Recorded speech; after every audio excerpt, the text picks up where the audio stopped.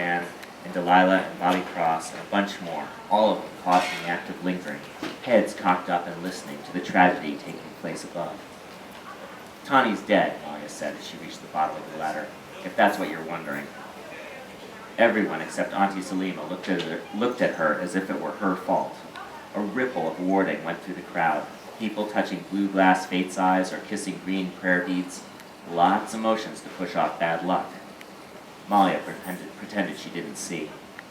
She folded a triangle blanket over the infant's face to shade it and pushed through the crowd. Out from under the squat, the sun glared down on her. Malia made her way down a weedy trail, heading for Amaya's place.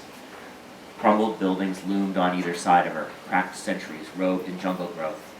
Trees sprouted from their crowns and kudzu draped over their slumped shoulders. Birds clustered in the heights, making mud nests, flying out of empty windows, chattering and fluttering, sending down droppings on the unwary. From amongst the green and leafy faces, more people peered out, watching Malia pass. Families who lived on the old building's upper floors while they kept the ground for chickens and ducks and goats that ran wild during the day and were penned at night, keeping coy-wolf and panthers from getting at them. All along the lower walls of the buildings, the tags and colors of various warlord factions were splashed, painted scrawls competing with one another. Army of God, Tulane Company, Freedom Militia, evidence of the armies that had controlled and taxed and recruited at Banyantown over the years. Malia didn't like any of them, but then, since most soldier boys would kill her on sight, the feeling was mutual. But the villagers held on to the illusion that they could assuage the soldiers who warred around them, so they still hung the patriotic flags of whatever faction was currently in power and hoped that it would be enough. This year, rags of blue dangled in upper windows, signaling support for Colonel Glenn Stern's United Patriot Front, but Malia knew the townspeople also kept red stars close in case the Army of God retained the upper hand and came back to take this territory. A few buildings still showed the stars and bars of Tulane, all chipped and peeled and defaced and mostly covered over, but not many anymore. No one had seen Tulane soldiers for years. Rumor had it they'd been pushed into the swamps and had turned to fishing and crawdad hunting and eels because they didn't have enough bullets to keep fighting. Either that, or they'd made a desperate run north and their bones were now being picked clean by the army of corporate half-men who patrolled the northern borders and let no one pass. Malia's father had used to spit when he said any of the warlords' army names. It didn't matter if it was Army of God or Freedom Militia or United Patriot Front. There wasn't a single one of them that was worth anything. A bunch of Jawabu, paper tigers. They liked to roar, but they blew away like paper in the face of the slightest breath of real combat.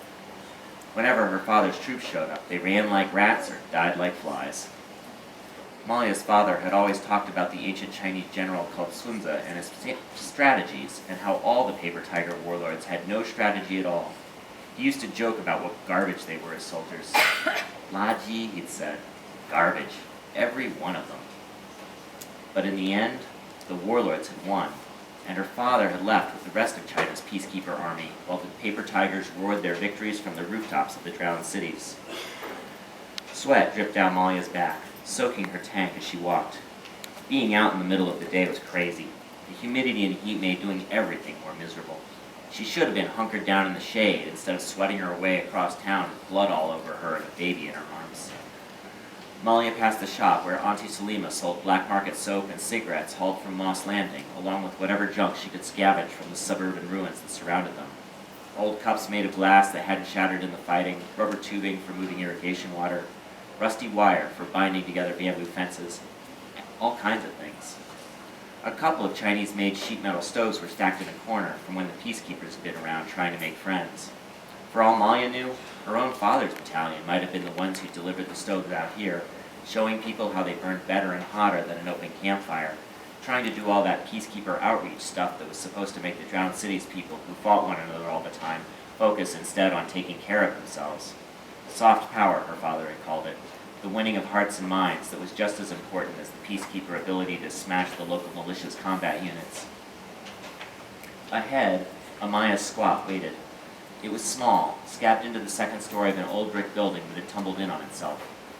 On the ground floor, Amaya and her husband had restacked the crumbled bits to form a strong pen for their goats. Malia ducked into the shade of the open ground floor. Amaya's ladder was painted blue, and little ragged UPF talismans hung like prayer flags to Kali Mary Mercy, thin offerings meant to keep Glenn Stern's soldier boys at bay. When Malia first saw Banyan Town, she hadn't understood why everyone lived in the upper stories. Mouse had laughed at that, calling her a swank city girl for not knowing about the panthers and coy wolf that stalked the night. Mouse's family had grown soybeans on a farm way out in the suburban collapse of the drowned cities, so he'd known all about living in the middle of nowhere, but Malia had to learn everything from scratch. "Amaya?" Malia called. The woman appeared from behind her goat pen. One of her kids was slung on her back, a tiny, snotty-faced creature. Another one peeked down from the squat above, dark eyes and brown skin almost as dark as Malia's, peering down the ladder, serious. At the sight of Malia, covered with blood and carrying the baby, Amaya's eyes widened. She made a sign of warding, putting the fate's eye on Malia, who pretended not to notice. Malia held out the bundle. "It's Tani's." "How is she?" Maya asked. "She's dead. Doctor wants you to take care of her.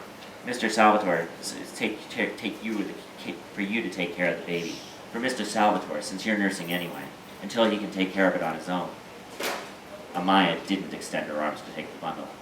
"I told her those soldier boys weren't any good for her." Malia still held out the baby. "The doctor says you'll nurse it." "He does he?" The woman was a brick wall. Malia wished the doctor had come instead. He could have convinced her easy. Amaya didn't want the baby, and if Malia was honest, Malia didn't blame her. She didn't want it either. "We aren't doing it any favors," Amaya said finally. "No one needs another mouth." Malia just waited. She was good at that. When you were a cast-off, it didn't do any good trying to talk to people, but sometimes, if you just kind of waited them out, people would get uncomfortable and feel like they had to do something. Amaya wasn't really complaining about more mouths exactly. She was talking about orphans. And when she said that, she really meant war maggots. Orphans like Malia, who had shown up in Banyan Town with a chopped-off right hand, bleeding, dying for help. No one wanted a war maggot in their midst. It meant they had to decide one way or another about a peacekeeper's cast-off lying in the dirt in the middle of their town. Most people had decided one way. Dr. Mafose had decided different. Malia said, "You don't need to worry about the extra mouth. Salvatore's going to take it back as soon as it can eat on its own, and Doctor's going to send more food for your trouble." "What's that man see in a one-handed nurse?" Maya asked. "Is that why Tani's dead? Because you got no hand?" "It wasn't my fault she got herself pregnant." "No, but she didn't need a useless crippled China girl for a nurse." Malia bristled. "I ain't Chinese." Amaya just looked at her. "I ain't," Malia repeated. "You got the blood right on your face. China cast off through and through." Amaya turned away, then stopped, looked back at Malia. "The thing I keep wondering about, what was wrong with you, girl? How come the peacekeepers didn't want you? If the peacekeepers didn't care enough to take you when they went back to China, why in the name of the fates would we want you either?" Malia fought to keep down the anger that was starting to bubble in her. "Well, this one ain't Chinese and it ain't a cast-off. It's Banyan Town. Do you want it, or am I telling the doctor you dumped it?" Amaya looked at Malia like she was a sack of goat guts, but she finally took the infant. As soon as the baby was in Amaya's hands, Malia pressed close, right in Amaya's face, as eye to eye as she could make it with a grown woman. Malia was a little surprised she almost had the height. Amaya backed away up against the ladder of the squat, clutching the baby as Malia shoved closer. "You call me cast-off," Malia said, "Chinese throwaway, whatever. My old man might have been a peacekeeper, but my mom, she was pure drowned cities. You want a war like that? I'm all in." Malia lifted the scarred stump of her right hand, shoved it up into Amaya's face. "Maybe I cut you the way the army of God cut me. See how you do with just a lucky left. How'd you like that?" Amaya's eyes filled with horror. For a second, Malia had the satisfaction of at least getting respect. "Yeah, you see me now, all right. Before I was just another cast-off, but you see me now." "Malia, what are you doing?" It was Dr. Mafose, hurrying toward them. Malia backed off. "Nothing." But Dr. Mafose was staring at her with dismay, as if she was some kind of animal gone wild. "What's going on here, Malia? She called me Chinese." Mafose threw up his hands. "You are Chinese. There's no shame in that." Amaya broke in. "She threatened me. That animal threatened me." She was furious now. Malia braced for the tongue lashing, but before Amaya could get going, the doctor took Malia's shoulder. "Go home, Malia," he said. To Malia's surprise, he wasn't mean when he said it, or mad, just tired. "Go see if you can find Mouse. We'll need to gather extra food to help Amaya." Malia hesitated. hesitated, but there was no point sticking around. Sorry, she said, not sure who she was saying it to. Sorry, she said again, and turned away.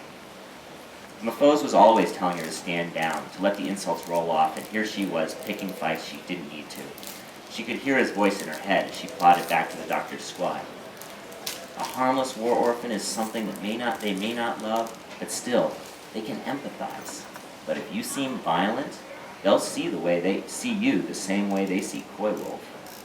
Which meant they'd leave her alone as long as she was soft, but if she stood up, they'd put her down right quick.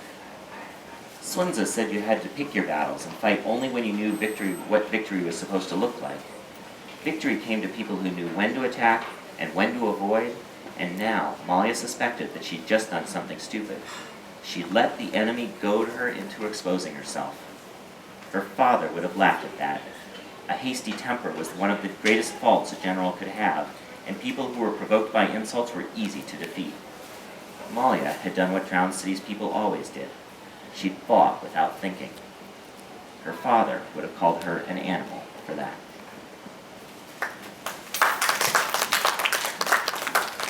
Thank you. Sure.